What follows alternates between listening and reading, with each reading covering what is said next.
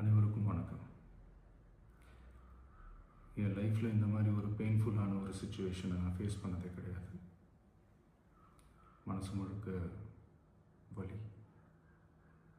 வலி மட்டும்தான்.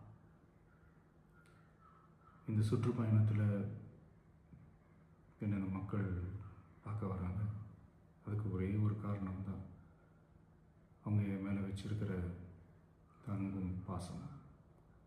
அந்த அன்புக்கும் பாசத்துக்கும் நான் எப்பவும் கடமைப்பட்டிருக்கிறேன்.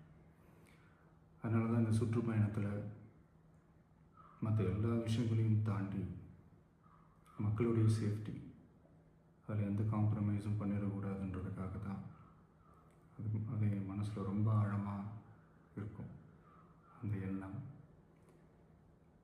அதனால தான் இந்த அரசியல் காரணங்கள் எல்லாத்தையும் தவிர்த்துட்டு ஒதுக்கி வச்சுட்டு மக்களுடைய சேஃப்டி மட்டும் மைண்டில் வச்சுக்கிட்டு அதுக்கான இடங்களை சூஸ் பண்ணுறது, அதுக்கான இடங்களை பார்த்து பெர்மிஷன் கேட்குறது, போலீஸ் டிபார்ட்மெண்ட்டில் அதை ரிக்வெஸ்ட் பண்ணி கேட்போம்.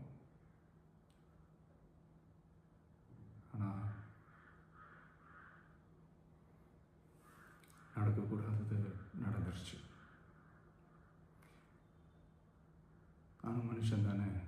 அந்த நேரத்தில் அத்தனை பேர் பாதிக்கப்பட்டு இருக்கும்போது எப்படி அந்த ஊரை விட்டுட்டு என்னால் கிளம்பி வர முடியும்? நான் திரும்ப அங்கே போகணும்னு இருந்துச்சுன்னா அதை ஒரு காரணம் காட்டி அங்கே வேறு சில பதட்டமான சுச்சுவேஷன்ஸ், வேறு சில சம்பாவிதங்கள் அந்த மாதிரி எதுவும் நடந்துடக்கூடாதுன்றதுக்காக தான் நான் அவாய்ட் பண்ணேன். இந்த நேரத்தில் சொந்தங்களை இழந்து தவிக்கிற அத்தனை குடும்பங்களுக்கும் என்னுடைய ஆழ்ந்த இரங்கலை தெரிவிச்சுக்கிறேன். எனக்கு தெரியும், என்ன சொன்னாலும் இது ஈடேயாகாதுன்னு எனக்கு தெரியும்.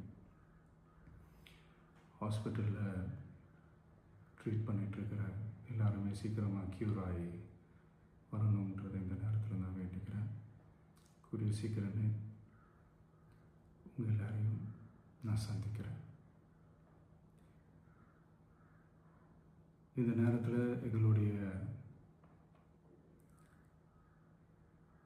வலிகளை, எங்களுடைய நிலைமையை புரிஞ்சுக்கிட்டு எங்களுக்காக பேசின அரசியல் கட்சிகளை சார்ந்த நண்பர்கள், தலைவர்கள் அனைவருக்கும் என்னுடைய நன்றியை தெரிவிச்சுக்கிறேன்.